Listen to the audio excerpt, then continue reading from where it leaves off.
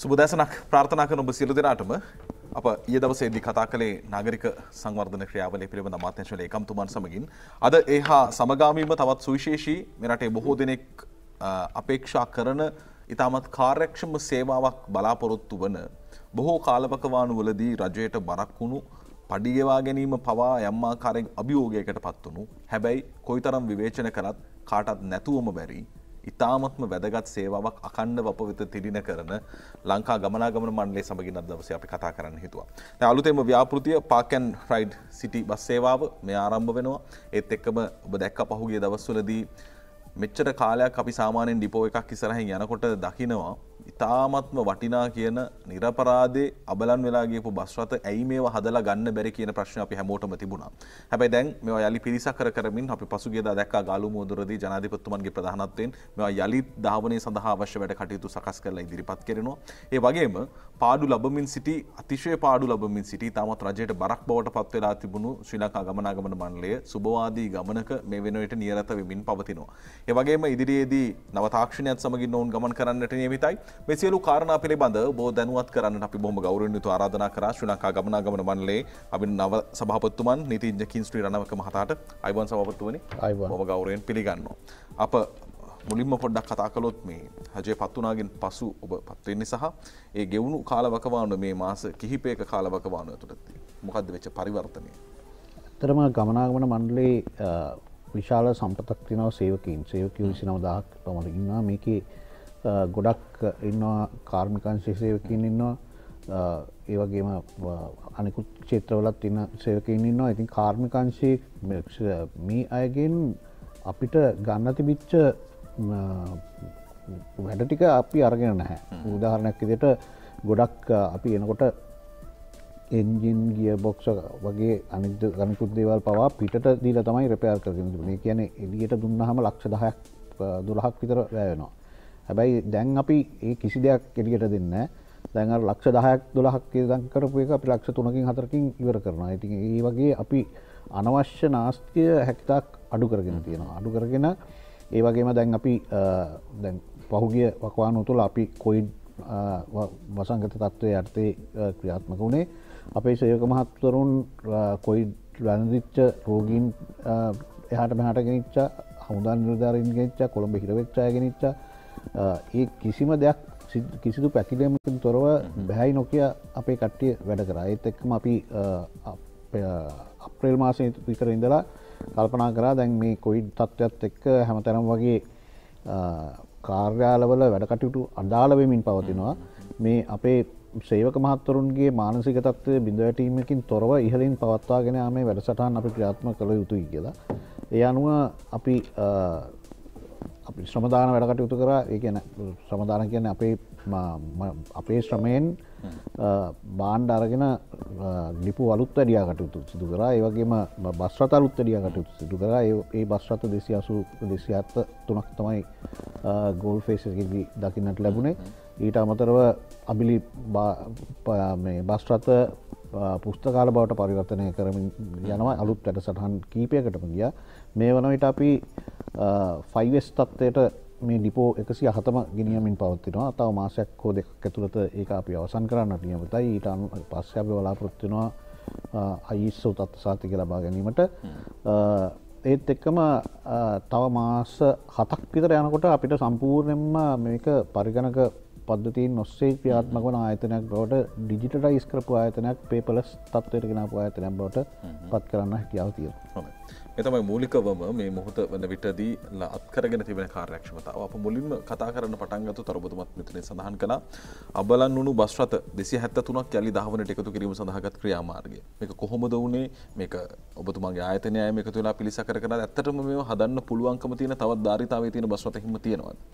ඔව් ඇත්තටම පාවිච්චි නොකරපු බස් රථ විශාල සංඛ්‍යාවක් තිබ්බා. අපි ඒ බස් රථ වලින් හැම ඩිපෝකටම අපි ඉල්ලීමක් කරා බස් රථ දෙක ගානේ හරිගස්සන්න කියලා.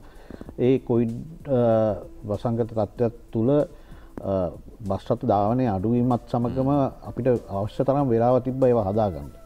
ඒක නිසා අපි බස් රථ 273 මාස දෙකක් තුනක් වගේ ඇතුළත සම්පූර්ණයෙන්ම හදලා අවසන් කරගත්තා. දැන් ඉදිරියේදී අපි තවත් බස් රථ 250ක් හදලා අවසන් කරන්නට බලාපොරොත්තු වෙනවා. ඒ සියල්ලම අපි නැවත ආනයන කිරීමකින් තොරව බස් රථ මේ බස් රථ අපේ ගම්වලට තියෙන ප්‍රශ්නයක් තමයි කුඩා බස් රථ අඩුකම දුෂ්කර පළාත්වලට.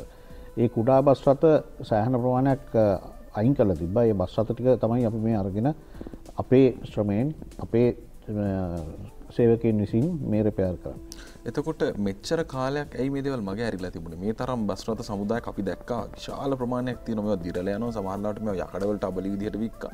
ඇයි මෙච්චර කාලයක් මේ දිහා අවධානය යොමු නොවුනේ? ඒක ඇත්තටම යම් කාලවලදී ගන්නා ක්‍රියාමාර්ග අනුව ගියපු තත්ත්වයක්. මොකද බස් රථ අබලි වලට ඉක්ුණාට වැඩිය බස් රථ වෙනත් දේවල් වලට යොදා ගන්න පුළුවන්. උදාහරණයක් විදිහට අතිගරු ජනාධිපතිතුමාම අපිට උපදෙස් ලබා දීලා අපි ඒවා බස් රථ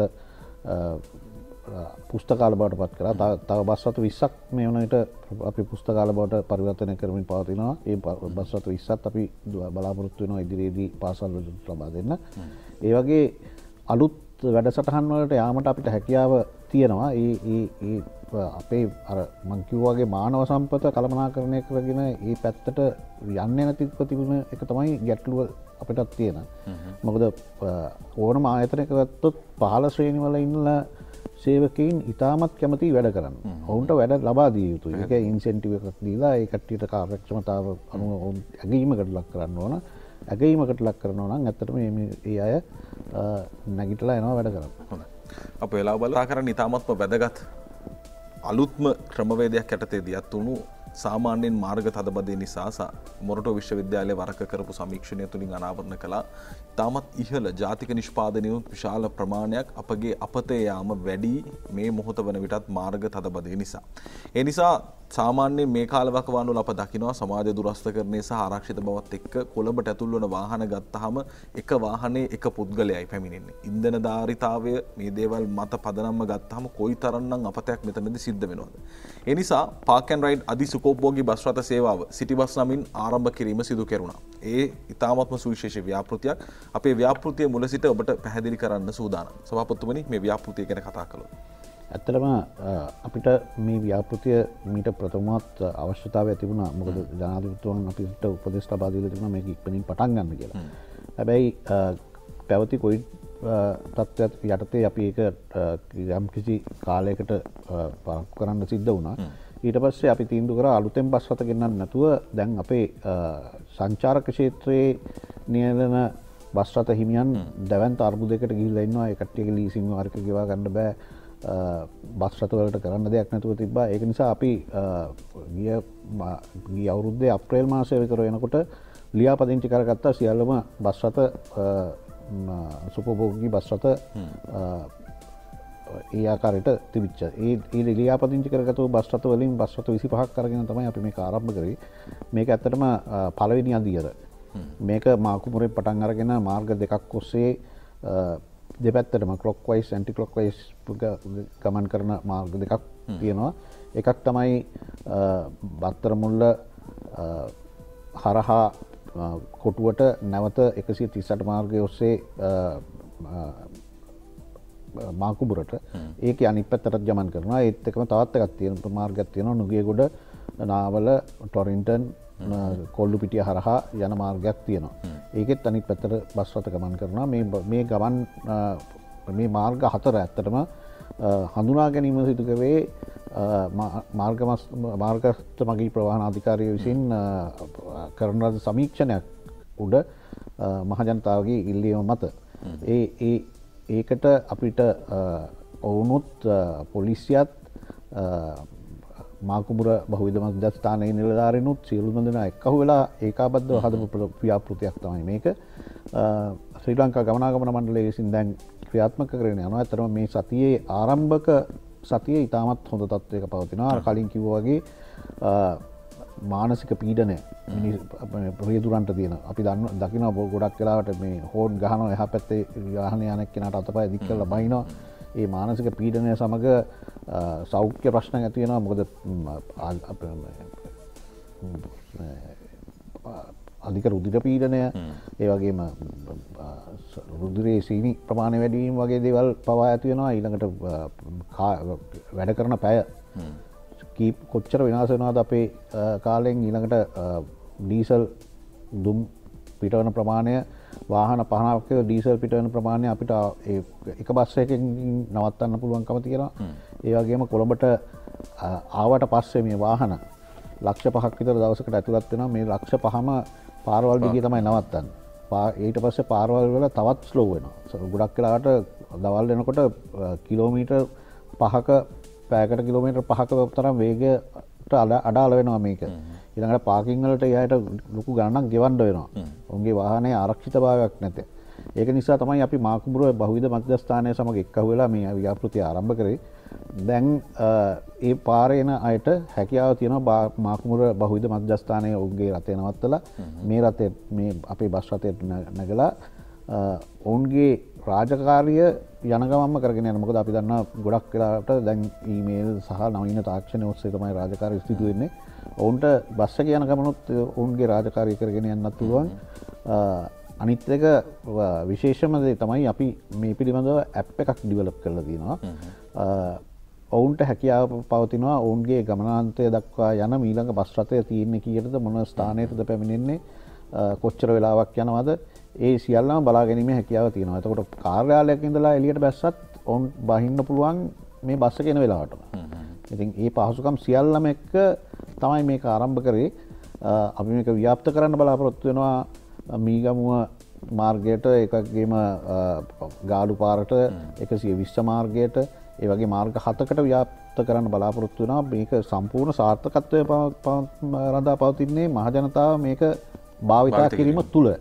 ඉතින් අපි ඉල්ලා සිටිනවා මහජනතාවගෙන් හැකිතාක් තමුන්ගේ වාහනෙන් ඉවත් වෙලා මේ ක්‍රමවේදය භාවිතා කරන්න. ඒ ඔස්සේ අපිට ඉතාමත් දුරු කාලයේදී කොළඹ සෑම පාරක්ම ආවරණය වෙන පරිදි මේ බස් රථ සේවාව ආරම්භ කිරීමේ හැකියාව පවතිනවා. දැන් නියම ව්‍යාපෘතියක් විදිහට පටන් ගන්න දැනට තියෙන තොරතුරු දත්තත් එක්ක වැඩේ සාර්ථකද? දැනට තියෙන තොරතුරුත් එක්ක වැඩේ ඉතාමත් සාර්ථකයි. මොකද අපි බලාපොරොත්තු වුණාට වැඩිය සාර්ථකයි. අපි හිතුවේ පළවෙනි සතිය දෙක වගේ අඩු වෙයි කියලා. ඒත් ඉතා හොඳ තත්ත්වයක් පවතිනවා. ගාස්තුව කොහොමද මෙහි?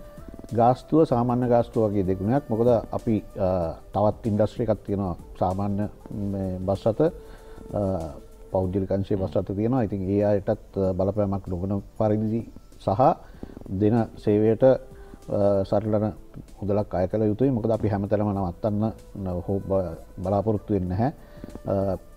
මහජනතාව ඉන්න තැන්වල ඇර හැම හෝල්ට එකම නවත්තන්න නැහැ. අපි හඳුනාගෙන තියෙන්නේ තැන් 8ක් විතර තමයි මේ සම්පූර්ණ රවුමට. මොකද අපි ඉතා ඉක්මනින්ම ඔවුන්ගේ සේවාස්ථානයට ගෙන යාමට තමයි බලාපොරොත්තු වෙන්නේ. දැන් ධාවන මාර්ග අංක 1 විදිහට මාකුඹුර, කොට්ටාව, පන්නිපිටිය, තලවතුගොඩ, පැලවත්ත, බත්තරමුල්ල, රාජගිරිය, බොරැල්ල, මරදාන, පිටකොටුව, ගාමිණී හෝල්, පුරහල, නුගේගොඩ, කොට්ටාව, මාකුඹුර මේ විදිහට තමයි මේ සම්පූර්ණ සංවෘත වුණු ක්‍රියාවලිය දියත් වෙන්නේ. එතකොට මේ ධාවන මාර්ග අංක 1 උදාහරණයක් විදිහට ගත්තොත් සභාපතිතුමනි මේ කියන තැන්වල පමණද මගින් එකතු කරගන්නේද නැත්නම් නවත්තන්නේද? නෑ අපි තැන් කීපයක් දීලා තියෙනවා ඔවුන්ගේ බස් වාහන නවත්තලා නගින්න. ඒ කියන්නේ අපේ බත්තරමුල්ලේ අපේ තියෙනවා CTB ඩිපෝ එක තලංගම ඩිපෝ එක ඒකේ වාහන නවත්තන්න පුළුවන්. ඊළඟට නුගේගොඩ CTB මෙඩිකල් දෙන ස්ථානය තියෙනවා ඒක නවත්තන්න පුළුවන්. බස් නවත්තන්න පුළුවන්. බැස්ටියන් මාවතේ බස් මේ වාහන නවත්තලා මේක පාවිච්චි කරන්න පුළුවන්. සහ සමහර ස්ථාන තියෙනවා රේල්ුව කෝච්චිය එන තැන්වල ඒවයින් බැහලා මේක නගින්න පුළුවන් ආකාරයට නැවතුම් ස්ථාන මය කරලා තියෙනවා. හැබැයි මේ ආරම්භක කාල සීමාව තුළදී සාමාන්‍ය ජනතාවටත් යාමට අවශ්‍යතාවය තියෙනවා. ඉතින් ඒ ස්ථානවලදී සාමාන්‍ය බස් වලටදී ටිකක් ඉදිරියෙන් වෙනම ස්ථානයක් හඳුනගෙන ඒ ස්ථානයේ නවත්තන්න කියලා අපිට පොලිසිය මහත්වරුන්ත් එක්ක සාකච්ඡා කරාම අපිට උපදෙස් ලබා දුන්නා. ඒකත් ක්‍රියාත්මක වෙනවා. හොඳයි.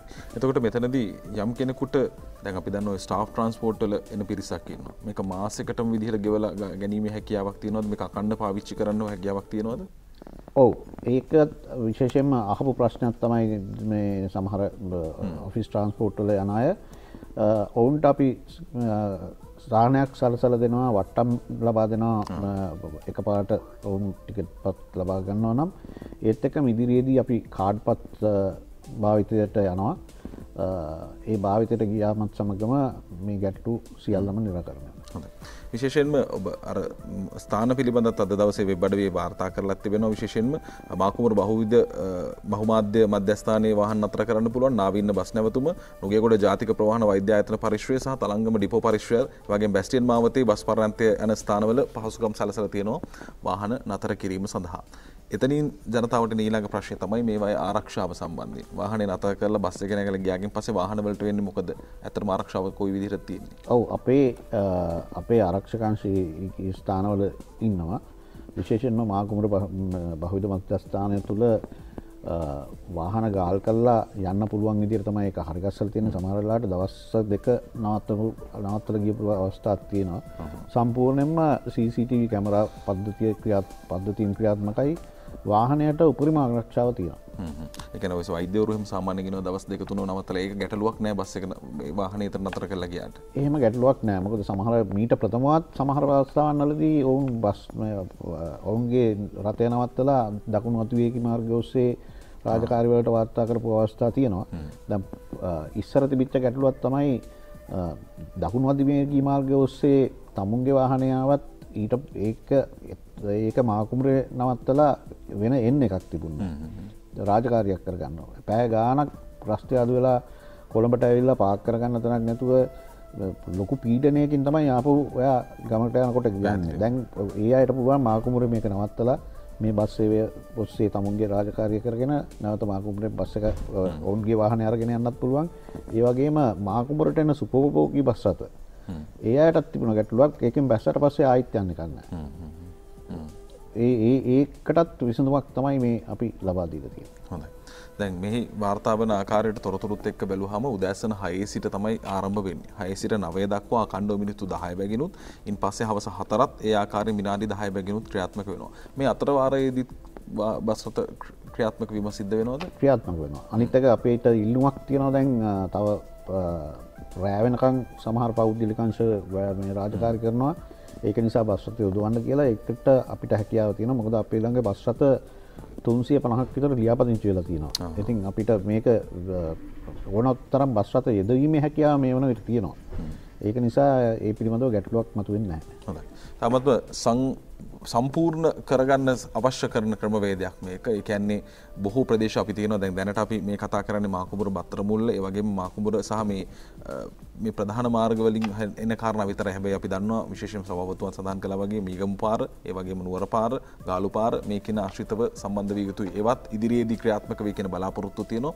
තාමත්ම සාර්ථක වැඩපිළිවෙලක් ඔබේ දායකත්වය තමයි අත්‍යවශ්‍ය වෙන්නේ. තාමත් සුපුරුදු විදිහටම තනි පෙට්‍රල් හෝ ඩීසල් අතිශය පාවිච්චි කරමින් ඔළුවට ලොකු පීඩනයකුත් එක්ක මාර්ග තදබදේ ගෙවාගෙන ඇවිල්ලා කොහෙද පාක් කරන්න කියන ප්‍රශ්නෙත් එක්ක පාකින් වලටත් රුපියල් 300ක් 400ක් දවසට වියදම් කරලා වාහනයක් නතර කරලා ආපහු ඒ පීඩනෙන්ම ගෙදර යනවට වැඩිය මේ ක්‍රමවේදය බොහොම සාර්ථක කරගන්න ඔබ හැමෝගෙම දායකත්වය අත්‍යවශ්‍යයි. ඒ නිසා තමයි මෙවැනි ආකාරයේ අපේ බලාපොරොත්තු වුණු මෙතුවක් කල් ක්‍රියාත්මක නොවුණු මෙවැනි ව්‍යාපෘතියක් ඔබට තිරින කෙරෙන්නේ.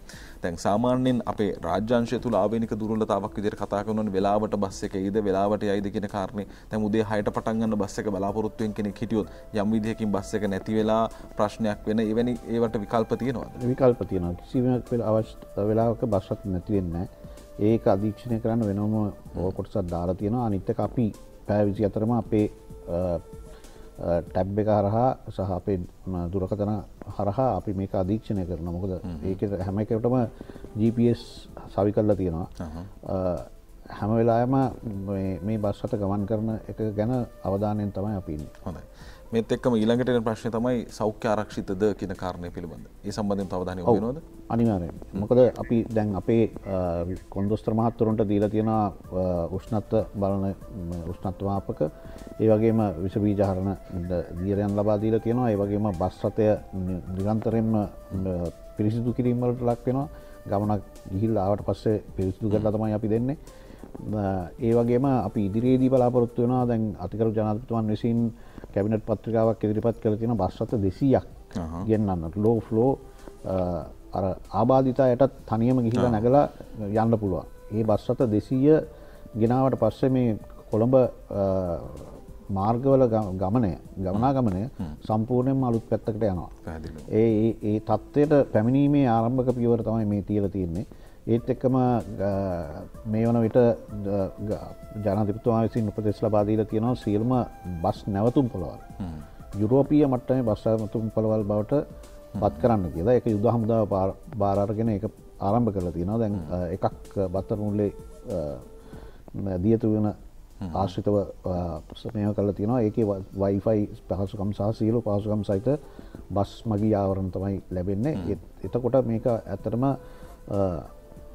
මේක තමයි අපේ මේ ළඟ පියවර දෑන්ත පියවරක් මේ ඉදිරියට තියලා තියෙන්නේ. ඉතින් ඒක සම්පූර්ණයෙන්ම මහ ජනතාව මත තමයි තීන්දුව වෙන්නේ. ඒ අය මේක වැළඳ ගනී කියලා අපි විශ්වාස කරනවා. ඒ මත අපිට පුළුවන් වෙනවා මේ සම්පූර්ණ මේ කොළඹ නගරය තුළ ගමනාගමනය අලුත් මාවතකට ගෙනියන්නත් මේ තදබදයට විසඳුමක් ලබා දෙන්න. පැහැදිලිවම බොහොම ලොකු ප්‍රශ්නයක් වෙලා තිබුණු කාරණයකට පියවරෙන් පියවර විසඳුම් හොයාගෙන යන කාලවකවානුවක් මේ. ඒ නිසා ලෝකයේත් එක්ක ලෝකයේ මේ දේවල් බොහොම සුලභව ඇති. නමුත් අපිට මේ දේවල් අරුමයක් බවට පත් වුණා. මේ දේවල් නැතුව අපි කොයිතරම්නම් පීඩාවට පත් වුණාද කියන දේ 아무තු කාරණයක් නෙවෙයි. ඒ නිසා මේ ව්‍යාපෘතිය බොහොම සූති ක්‍රියාත්මක කිරීම පිළිබඳ මේ තවදුරටත් දියුණු කර ක්‍රියාත්මක කරනවා යයි අපි විශ්වාස කරනවා ඉදිරියේදී. ධාවන මාර්ග දෙක පිළිබඳව කතා කරොත් මාකුඹුර, මහරගම, නුගේගොඩ, නාවල, නාරාහෙම්පිට, ටොරින්ටන්, පුරහල, කොම්පඤ්ඤවේදිය, ගාලුමුවදර, බම්බලපිටිය, තුම්මුල්ල, කිරුළපන, මාකුඹුර මේ ආකාරයෙන් තමයි සම්පූර්ණ ක්‍රමවේදය දියත් වෙන්නේ. ඉතින් මාර්ගාංක දෙකක ධාවන මාර්ග දෙකක මේ වෙදි ක්‍රියාත්මක වෙනවා. ඒ සියලු දේ අප ඔබ දැනුවත් කරන්නේ මේක පාවිච්චි කරන්න කියන ඉල්ලීමත් එක්ක. විරාමයකට යමු. විරාමයෙන් පසු අපි අලුත් කතා කරමු. හොඳයි. අප ඔබට දැනුවත් කරමින් සිටියේ පාක් ඇන්ඩ් රයිඩ් සිටි බස් සේවාව. ඒ තාමත්ම අප අපේක්ෂා කළ සේවාවක් දැන් ක්‍රියාත්මක වෙමින් පවතිනවා. ඔබට කාර්යාලය යන කෙනෙක් නම් ඔබට මේ උදෑසන මේ ආකාරයෙන් උදෑසන 6 සිට සේවාව අවශ්‍ය කෙනෙකු නම් ඔබට පුළුවන් සිටි රයිඩ් ශ්‍රී ලංකා කියන මේ ඇප් එකක් තියෙනවා. මේක Android තාක්ෂණය ඔස්සේ ඔබට පුළුවන් දැන් ඩවුන්ලෝඩ් කරගන්න. ඒ ඔස්සේ ඔබට පුළුවන් බස් එක තියෙන්නේ කොතනද? මෙහි ගිහිල්ලා අපි අවශ්‍ය යන්නට අවශ්‍ය තැන අපි සර්ච් කරාම අපි ඒ අවශ්‍ය යෙදුම කරාම අපිට යන්නට ඕනේ මාකුඹුරට නම් නාවින්නට නම් ලේක් හවුස්, මරදාන, නුගේගොඩ, නාරාහෙම්පිට, බැස්ටියන් මාවත, ඒ වගේම කොස්වත්ත, රීගල් සිනමා, බම්බලපිටිය, කොල්ලුපිටිය, බත්තරමුල්ල, පන්නිපිටිය මේ කියන අදාළ ප්‍රදේශ තියෙනවා. ඔබට මේ ප්‍රදේශය අවශ්‍ය ප්‍රදේශය තෝරාගතහොත් ඊළඟ බස් එක එන්නේ කොයි වෙලාවටද, දැන් බස් එක තියෙන්නේ කොතනද, ඔබට බස් එකට නගින්න පුළුවන් කොතනින්ද, මේ සියලු දේ මේ ඇප් එක තුල පෙන්වලා තියෙනවා. ඒ නිසා අපි ඔබට ආරාධනා කරනවා බොහොම ලොකු වියදම් මේවා ඇත්තටම දරුවෝ අපිට අපේ රටෙන් බිහිවෙච්ච තාක්ෂණයත් එක්ක ගිහිලා ජාත්‍යන්තරයේ මේ වෙද්දී ඉන්න දරුවෝ නොමිලේ මේ දේවල් අපිට නිෂ්පාදනය කරලා දුන්නේ, හදලා දුන්නේ. ඒ පිළිබඳව විශේෂයෙන් මම හිතන සභාපතිතුමනි කතා කළ යුතුයි මේ ඇප් එක නිර්මාණය කිරීමට දායක වුණු පාර්ශව ගැන. ඔව් ඇප් එක නිර්මාණය කරන්න එක දවසක් තරුණයෙක් ආවා. ඒ තරුණයා ඇවිල්ලා කිව්වා එයා එංගලන්තේ ඉගෙන ගන්නේ PhD කරන්න කලින් නිවාඩුවකට ඇවිල්ලා තියෙන්නේ. මේ ඇප් එක අපිට ඩිවෙලොප් කරලා දෙන්නම් කියලා. එයාගේ රටට වෙනුවෙන් කරන්න පුළුවන් දෙයක් විදිහට. ඊට පස්සේ ඒ තවත් තරුණයෙක් එක්ක එයා ආවා. ඇවිල්ලා මේ ඇප් එක ඇත්තටම අපිට ඩිවෙලොප් කරලා දුන්නා නිකන්. දැන් ඒ දරුවා ඉන්නේ PhD කරන්න නැවත ඔක්ස්ෆර්ඩ් වලට ගිහිල්ලා ඉන්නේ. නැවත ඔහු ලංකාවට පැමිණෙන්නත් බලාපොරොත්තු වෙනවා. ආපහු ආවහම මේ වගේ දේවල් අපිට නිකන් කරලා දෙන්න ඒගොල්ලෝ බලාපොරොත්තු වෙනවා. ඇත්තටම ඒක ලොකු දෙයක්. මොකද අනිත් අයටත් පුළුවන් ඔවුන්ගේ දායකත්වය ලබා දෙනවා නම් අපි ලෑස්ති ඒවා අරගෙන ලංකාවට සුදුසු දේවල් මහ ජනතාව වෙනුවෙන් සේවය කරන්න ඒ දරුවෝ වගේ ඉන්නවා නම් අපි කැමති ඒවත් සම්බන්ධ කරගෙන මේ වගේ දේවල් කරන්න අපි සූදානම්. පැහැදිලිවම මේක එක පවුලක වැඩක් වගේ මුළු රටක වැඩක්. අපි හැමෝම මේ රටේ බිහිවුණු පිරිස් නම් රට දියුණු කරගන්න ලෝකයේත් එක්ක සංසන්දනය කරද්දී අපි බොහොම ඉන්නේ පසුගාමී තැනක. හැබැයි අපි මේක මේ තැනට ගෙනීම සඳහා අවශ්‍ය වැඩපිළිවෙළ සකස් කරන්න හැමෝගෙම දායකත්වය අවශ්‍යයි. මොකද මේ වගේ ව්‍යාපෘති අප බලාපොරොත්තු වෙන්නේ නැහැ. හැමදාමත් බස් එකේ එල්ලිලා අපි හැමදාම කියනවා බස් වල යනකොට මේ පාපුවරු යන්න එපා මේ වගේ ඉතාමත් පණිවිඩ නිරන්තරයෙන් දුන්නා මිසක අපි මේවට විකල්ප හෙව්වාද කියන ප්‍රශ්නේ තියෙනවා. ඉතින් මේ විදිහට අවශ්‍ය කරන නව තාක්ෂණයත් එක්ක සියලු දේවල් දැන් ඔබ අතර ගෙනවිත් දී තිබෙනවා. ඒ නිසා මේවා පාවිච්චි කරන එක තමයි ලොකුම වැදගත්කම. නැත්නම් අර සාමාන්‍ය සුපුරුදු විදිහටම කොහොම හරි බස් එකේ එල්ලීලා කොහෙන් හරි යනවට වැඩිය පහසුකම් රජය සලසා දී තිබෙනවා. ඒවා භුක්ති විඳින්න කියන ඉල්ලීම අපි කරනවා. ඒ අනුව ඉදිරියේදී තවත් මාවත් වලට මේ ක්‍රියාවලිය දියත් වීමට නියමිතව තිබෙනවා. ඒ නිසා මේ සාර්ථකව දියත් කරගන්න නියම ව්‍යාපෘතියක් විදිහට අවශ්‍ය කරන ක්‍රමවේද සකස් වෙලා තියෙනවා. දරුවෝ මේකට උදව් කරලා තියෙනවා. ඔබේ වාහනෙන් ඔබ ඇවිල්ලා යන එක තුල සිද්ධ වෙන්නේ ඔබටත් හානියක්, රටටත් හානියක්. ඒ නිසා මේ කියන සේවාවන් භුක්ති විඳින්න කියන කාරණය පිළිබඳව අපි විශේෂයෙන් මතක් කරනවා. මේක අත්‍යවශ්‍ය කාරණය. මේ බස් රථ සේවාවට පරිබාහිරව ගත්තාම සභාපතිතුමනි කොළඹ විශේෂයෙන්ම 175 මාර්ගයේ වැනි ප්‍රදේශවලත් ලොකු ඉල්ලීමක් තියෙනවා. රාත්‍රී කාලයට බස් නැහැ මේ කොළඹ ඇතුලේ මේ ගම්වලට යන්න නෙමෙයි. කොළඹ ඇතුලේදී බැරිද මේ කොළඹ ඇතුලේ වුණත් 7ට බස් එකක් තියෙනවා සමහරවිට අය රෑ 10ට තියෙන්නේ. මේක විශේෂයෙන්ම 154 මාර්ගයේ වුණත් රෑ 7න් 8න් පස්සේ බස් රථ හොයාගන්න හරි අඩුවක් තියෙනවා. මේ පිළිබඳ අවධානයක් යොමු වෙලා තියෙනවා. යොමු වෙලා තියෙනවා. ඇත්තටම සමහර ඒකාබද්ධ කාලසටහන් ක්‍රියාත්මක කරන අවස්ථාවන් තියෙනවා. ඒකෙදී ඔය කාලසටහන් වල බස් රථ නැතුව නෙවෙයි. සමහර අවස්ථාවල පෞද්ගලික බස් රථ තියෙනවා. හැබැයි ඒක අය 5න් 6න් පස්සේ සමහරලාට ධාවනය කරන්න නැහැ පාඩු නිසා. ඉතින් අර අපේ තියෙන වෙලාවන් අනුව අපි ධාවනය කරනවා. කොහොමත් ආරම්භක සහ අවසාන බස් රථ අපි අනිවාර්යයෙන්ම ධාවනය කරනවා. ඒක අපි සියලුම ඩිපෝ වලට දැනුම් දීලා තියෙනවා. ඒත් එක්කම සමහර ස්ථානවල අඩුපාඩු තියෙනවා. ඒ වගේම දැන් අපේ ඉදිරියේදී මාර්ගස්ව මගී ප්‍රවාහන අධිකාරියත් අනිකුත් මේ සම්බන්ධ ක්ෂේත්‍රත් මේ ධාවන මාර්ග පිළිබඳවත් වෙනස් කිරීම් සිදු කළ යුතුව පවතිනවා. ඉතින් ඒ ගැනත් ඒ අය අධ්‍යයනය කරමින් පවතිනවා. මොකද දැන් ඉස්සර ජනාවාස තිබිච්ච දැන් නෙවෙයි දැන් ඒවා ටිකක් වෙනස් වෙලා. දැන් උදාහරණයක් විදිහට පත්‍ර මුල්ල පැත්තට රජයේ කාර්යාලයත් වැඩි වෙලා ජනගහනයත් වැඩි වෙලා ඉතින් අලුත් බස් මාර්ග ඇතිවිය යුතුයි. ඒ පිළිබඳවත් අවධානය යොමු කරනවා. විශේෂයෙන්ම අපි දැන් මේ මාකුමරෙන් පටන් ගන්න බස් රථ මාර්ගවලින් වඩාත්ම මගේ ජනතාවගේ ඉල්ලුමක් තියෙන්නේ බත්තරමුල්ල හරහා යන. ඒකෙන්ම පේනවා මේ මාර්ගයට කොච්චර අවශ්‍යතාවයක් තියෙනවද කියලා. ඉතින් ඒ වගේ අපි සංගණනයක් සර්වේ එකක් කරන්නත් බලාපොරොත්තු වෙනවා ලබන සතිය වෙනකොට මේ මාර්ග මේකේ යන මගීන්ගෙන් තවත් මේක වැඩි දියුණු කරන්න. ඒ වගේම citypass@sltb.lk කියලා ඊමේල් ලිපිනයක් අපි ක්‍රියාත්මක වෙනවා. ඒකට ඕනෑම කෙනෙකුට ඔවුන්ගේ අදහස් එවන්න තමයි අපි ඒක ගෙන්න ගත්තේ. අපි මේ බස්වල ගමන් කරන අයට ඒක ලබා දෙනවා. දැන් ලබන සතියේ ඉඳන් අපි පරීක්ෂණ කරලා ඒ අයගේ අදහස් අරගෙන මහජනතාවගේ තමයි මේක දීලා තියෙන්නේ. මහජනතාවගේ අවශ්‍යතාවයන් උඩ. ඒක නිසා මහජනතාවගේ අදහස් විමසමින් අපි මේකේ වෙනස්කම් කරන්න බලාපොරොත්තු වෙනවා ඉදිරි සති කීපය තුළ. හොඳයි. ඒත් එක්කම අප විශේෂයෙන් අවධානය යොමු කළ යුතුයි ඇතැම් අවස්ථාවන් වලදී පෞද්ගලික අංශයත් අතිශය දැවැන්ත කාර්යභාරයක් රටේ මාර්ග පද්ධතිය තුළ සිද්ධ කරනවා. යම් වැඩ වර්ජනයක් උද්ඝෝෂණයක් පෞද්ගලික අංශයේ යම් ආකාරයෙන් දෙයක් ක්‍රියාත්මක කරොත් අපි දන්නවා ගමනාගමන මණ්ඩලයේ වැනි තැන්වලට කවදාවත් ගමන් කරගෙන නැහැ. යම් ආකාරයෙන් රට ඇතුලේ බස් ටික නැති වුණොත් අපිට ඉතිරි උනේ මේ අපේ තියෙන රජයේ බස් ටික විතරයි. ඉතින් මේක තවදුරටත් දියුණු කරලා යම් ආකාරයකින් වැඩවැරුමක් එහෙම නැත්නම් උද්ඝෝෂණයක් සිද්ධ වුණොත් කිසිදු අඩුපාඩුවකින් නැතුව පෞද්ගලික අංශයත් එක්ක තරඟකාරීව ක්‍රියාත්මක කරන තැනට බස් රථ ප්‍රමාණය වැඩි කර ගැනීම අවශ්‍යයි කියලා අපි නිරන්තරයෙන් කතා කරපු දෙයක්.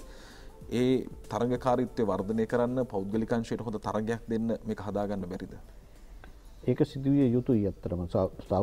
පෞද්ගලික අංශය ගැනත් අපි විශේෂ අවධානයක් යොමු කරනවා. මොකද අපේ සෑහෙන මහජනතාවගෙන් සෑහෙන කොටසක් පෞද්ගලික බස් මත ඒක ජීවන භාවයක් කරගෙන තියෙනවා. ඒක නිසා ඒ අය ගැනත් අපි විශේෂ අවධානයක් යොමු කළ යුතුයි. මොකද ඒ අයත් දැන් අපේ මේ ගමන් කිරීමේදී ඒක කොටසක් බවට පත් වෙලා තියෙනවා. පාර්ශවකරුවෙක් වෙලා තියෙනවා. ඒක නිසා ඒ අයටත් හානියක් නොවන විදිහට ශ්‍රී ලංකා ගමනාගමන මණ්ඩලය ක්‍රමක්‍රමයෙන් දියුණු කිරීම තමයි මගේ බලාපොරොත්තුව. මොකද අපි කොවිඩ් වසංගතය පැමිණීමට පෙර එක් දිනකට මිලියන 85ක් පමණ ආදායමක් තිබුණා. ඒ දක්වා අපි ගෙන ගියා. ඉහළට ගියා. ඒ තත්ත්වය පසුව කාලවලදී කොවිඩ් වසංගත තත්ත්වය තුළ මහජනතාව ගමන් නොකිරීම නිසා දවසකට මිලියන 6කට වගේ බැස්සා. දැන් නැවත අපි ඉහළට ගමන් කරමින් පවතිනවා. අපි ඇත්තටම දැන් ඉන්නේ මිලියන 50 සීමාව පහු කළා. ඒක අපි ඉදිරියට ප්‍රවර්ධනය ප්‍රවර්ධනය කරාට පස්සේ අපිට ගැටලුවක් මතුවෙන්නේ නැහැ. ශ්‍රී ලංකා ගමන මණ්ඩලය ඉදිරියට දියුණු කිරීමේ ගැටලුවක් අපිට මතුවෙන්නේ නැහැ. හොඳයි. දැන් දුරගමන් සේවා පිළිබඳ කතා කළොත් එහෙම පෞද්ගලික අංශයේ සම්පාදනය කරන දුරගමන් සේවා වල බස් රථ මේ මගීන්ගෙන් එන යෝජනා සභාපතිතුමනි දැන් අර සීට් 3 පේලි හෝ 2 පේලි හෝ ඔළුව තියාගෙන යන්නත් පුළුවන් විදිහට සීට් එක හදලා තියෙනවා. හැබැයි ගමනාගමන මණ්ඩලයේ බස් රථවල එවැනි පහසුකමක් නැහැ. මේ දුරගමන් සේවාවලදී බොහොම ලොකු ප්‍රශ්නයකට ජනතාව මුහුණ දෙනවා කියලා. මේ බස් රථ ඇතුලේ පහසුකම් වර්ධනය කරන්න අවධානය යොමු වෙලා තියෙනවද? වර්ධනය කරනවා ඇත්තටම. දැන් අපි දුරගමන් සේවාවල සියලුම බස් රථවල සීට් අයින් කරමින් පවතින අර මේවා ඊට පස්සේ හෙඩ් රෙස්ට් තියෙන සීට් තමයි ලබා දෙන්නේ. ඊට අමතරව අපි විශේෂ ගමන් වාරත් ආරම්භ කරලා තියෙනවා. විශේෂයෙන්ම මේ කොයිඩ් වසංගත කාල සීමාව තුළදීත් ඒ බස් රථ අපිට විශේෂයෙන්ම උපකාර කරන්න පුළුවන් වුණා. අපිට මහරගම පිළිකාරෝවලට අපි බස් රථ ලංකාව පුරාම සිට බස් රථ 10කට 15කට ප්‍රමාණයක් දැන් මහරගම පිළිකාරෝවලට පැමිණෙනවා. ඒ පිළිකාරෝවලට පැමිණෙන්නේ ඒ පිළිකාරෝවලේ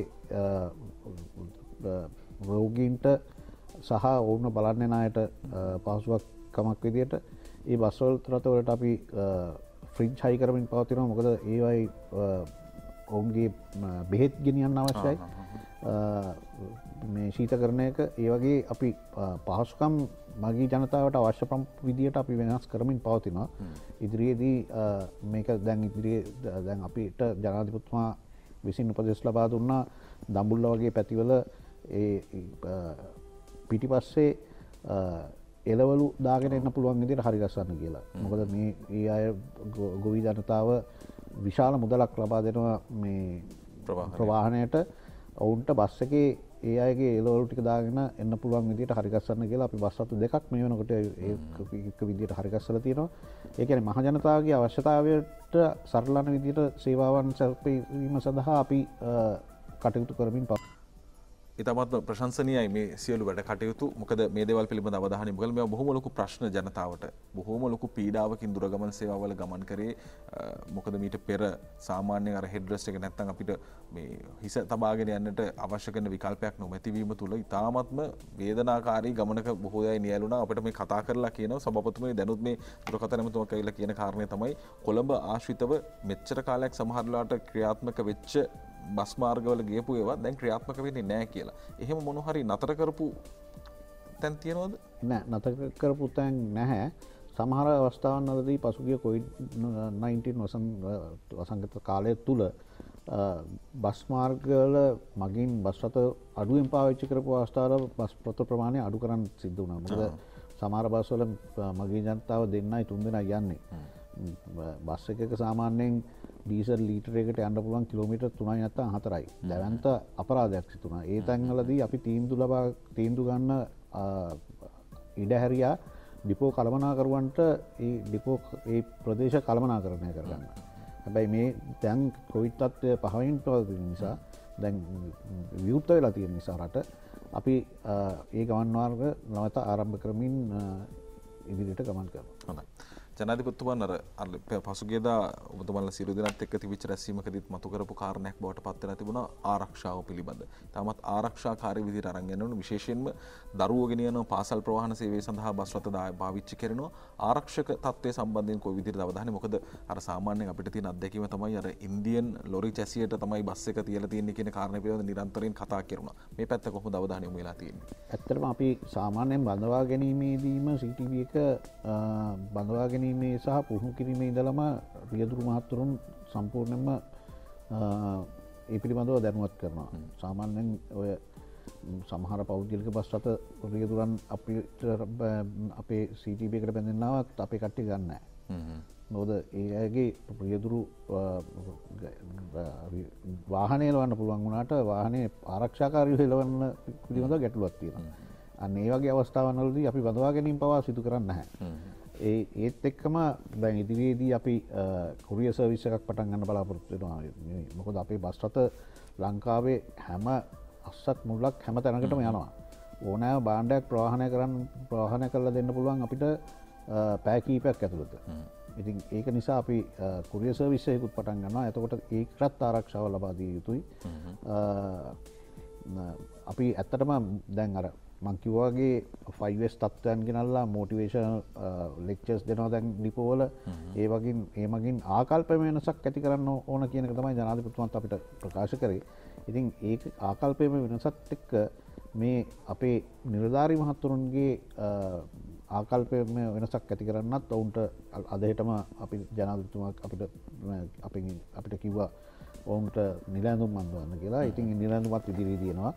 ඒ වගේ ආකල්ප වෙනසක් ඇති කරනවා අපි මේ හරහා. මොකද ඔය ආරක්ෂාව කියන එක සම්පූර්ණයෙන්ම ඉස්සර අපි ඉස්කෝලේ යන කාලේ ඇත්තටම CT බස් එකේ රියදුරු මහත්තයයි කොන්දොස්තර මහත්තයයි ගත්තා. අපි පොඩි ළමයි විදියට ගියත් ඒ අය දන්නවා අපි ආරක්ෂාව ඒ කට්ටිය බලාගත්තා. ඉතින් ඒ වගේ දැනටත් ක්‍රියාත්මක වෙනවා. හැබැයි ඒකත් වර්ධනය කරලා අපි ගුණාත්මක සේවයක් ලබා දීම තමයි මේ ආකල්ප වෙනසක් තුලින් අපි බලාපොරොත්තු වෙන්නේ. හොඳයි. පෞද්ගලික බස් රථ හිමියන්ගේ ලොකු චෝදනාවක් තියෙනවා. ඒ තමයි සාමාන්‍යයෙන් බස් රථ වලින් ලැබෙන තියෙන ආදායම යම් ආකාරයෙන් වංචනික ක්‍රියාවලට යටත්ව ලැබෙන්න ඕන ආදායම බස් හිමියන්ට ලැබෙන්නේ නැහැ කියන කාරණේ. ඒක බොහොම පොදු ප්‍රශ්නයක් සහ කර්මාන්තයෙන් බොහෝ අය ඉවත් වෙන්නත් මේක හේතු වෙලා තියෙනවා. දැන් ගමනාගමන මණ්ඩලය ගත්තොත් එහෙනම් ඔබතුමාලට ලැබිය යුතු ආදායම් වංචනික විදිහට අහිමි වීමේ ස්ථාන තියෙනවද? ඔව් තියෙනවා. ඒක ඉතාමත් අවාසනාවන්ත තත්ත්වයක්. ඒ පිළිබඳව අපි විශේෂයෙන්ම පෙරගෙවුම් කාඩ් පත හඳුන්වලා දෙනවා. ඊළඟට ලබන සතියේ හෝ ඊළඟ සතියේ ඉඳලා අපි අපේ වැටලීම් එකක සියල්ලම ක්‍රියාත්මක කරනවා. මොකද ආදායම් අහිමිවීමේ තත්ත්වයක් තියෙනවා. මොකද COVID-19 වසංගත තත්ත්වයත් එක්ක සමහර ෆ්ලයින් ස්කොට්ස් නැත්තම් වැටලීම් එකක එළියට ගියපු නැති නිසා ඒකෙන් ප්‍රයෝජන ගතපු සමහර නිලධාරීන් සේවකයින් ටිකට්පත් වංචාවන්ට හසු වුණා. මොකද හයිවේ එකේ පවා පිට වුණා. සාමාන්‍යයෙන් හයිවේ එකේ ටිකට්පත් වංචාවකට හසු වුණොත් ඔහුට නැවත රැකියාවට එන්න හැකියාවක් නැහැ. එතනින්ම එයා ඩිස්මිස් කරලා ඉවර කරනවා. අනිකුත් ස්ථානවල ටිකට්පත් 1 2 අපි වැටලීම් කරනකොට අහු වෙනවා මුදල් මගියා මුදල් දුන්නත් ටිකට් පත ලබා දෙන්නේ නැහැ. හැබැයි මගියටත් වගකීමක් තියෙනවා ඒ ටිකට් පත ලබා ගන්න. මොකද මගියටත් දඩ ගැසීමක් සිදු වෙනවා ටිකට් පත ළඟ තබා නොගැනීමෙන්. ඉතින් මේ සියල්ලත් එක්ක දැනුවත් කළා තව සති දෙකකින් පමණ අපි බලාපොරොත්තු වෙන මේ ටිකේ තිබිච්ච මේ අලුත් වැඩසටහන් එක යම්කිසි පමාවක් සිදු වුණා. සති දෙකකින් පමණ දීපව්‍යාප්ත දැනුවත් කිරීමේ වැඩසටහනක් කරලා වැටලීම් එකක සියල්ලම මුදා හරින්න අපි බලාපොරොත්තු වෙනවා. දැන් සියලුම බස් රථ සඳහා ඉලෙක්ට්‍රොනික ටිකට් පත නිකුත් කරන්නේ? ඔව්. තව මාසෙකින් පමණ අපිට පුළුවන් වෙයි ඉලෙක්ට්‍රොනික ටිකට් පත ආරම්භ කරන්න. ඒක පෞද්ගලික අංශයටත් තියෙනවා, රජයේ බස් වලටත් තියෙනවා. ඒතකොට මාළු සල්ලි පිළිබඳ ගැටලුවකුත් නැහැ. අනිත් එක ඒක අපි බලාපොරොත්තු වෙන අනිකුත් අංශ වලටත් ව්‍යාප්ත කරන්න. මොකද ටැක්සි වගේ දේවල් වලටත් මේ එක් කාඩ් පතකින් ගෙවීමක් කරන්න පුළුවන්. මොකද විශේෂයෙන්ම සඳහන් කරන්න ඕන දැනට ගන්න ඩෙබිට් කාඩ්, ක්‍රෙඩිට් කාඩ් පත්වලින් අපි ගනුදෙනු කරනකොට පිටරටට වීසා කාඩ් වලින් පිටරට අනිවාර්යයෙන් රුපියල් 20ක මුදලක් යනවා. ඉතින් ඒකට විසඳුමක් විදිහට තමයි සෙන්ට්‍රල් බැංක් එක මේ කාඩ් පත හඳුන්වලා දෙන්නේ. මේක පළවෙනි කාඩ් පත වෙනවා ලංකාව ඇතුලේ ක්‍රියාත්මක වෙන ඩෙබිට් සහ ක්‍රෙඩිට් කාඩ් විදිහට. කියන්නේ සැපයුම් කරුවත් ලංකාවේමයි. එතකොට සතයක්වත් පිටට යන්නේ නැහැ. ඉතින් ඒකෙන් බිලියන ගණනක් රට තුළ ඉතුරු වෙනවා අවුරුද්දකට. අවසාන වශයෙන් අපි කතා කළ යුතුයි සාමාන්‍යයෙන් බස් කර්මාන්තයේ නියැලෙන අයට නම් හොදක් අහන්න හම්බ වෙන්නේ නැහැ. ඒක අපි හොඳින්ම දන්න දේ තමයි. ඕන් කොච්චර හොඳ සේවයක් දැන්කුවත් වෙලාවකට මගින්ගෙන් සහ තවත් බොහෝ අයගෙන් යම් චෝදනා. ඒ වගේ තමයි ලංකා ගමනාගමන මණ්ඩලය කියන්නේ වෙලාවකට පඩි වෙලාවට හම්බ වෙන්නේ නැතුව, දිරිදීමන නැතුව රැකියාවේ නියැලෙමින් ඔවුන් සේවය සැපෙවුවා. සේවක සුබසාධනය ගැනත් අපි බොහොම කෙටියෙන් පැහැදිලි කිරීමක් කළා. ඔව් සේවක සුබසාධනය කියන එක ඇත්තටම විශේෂයෙන්ම අවධානය යොමු කළ යුතු දෙයක්. මොකද සේවකයාගේ එයා මානසිකව සැටිස්ෆයිඩ් නැත්නම් එයා ඒකට තෘප්තිමත් නැත්නම් එළියට ආවට පස්සේ එයාට හැකියාවක් නැහැ. ඇත්තටම පසුගිය කාලේ බොහෝ ඩිපෝවල තිබිච්ච තත්ත්වයේ තමත් ශෝචනීය තත්ත්වයක්. වැසිකිලි පහසුකම් නැහැ. දැන් ඒවා අපි හදාගෙන යනවා.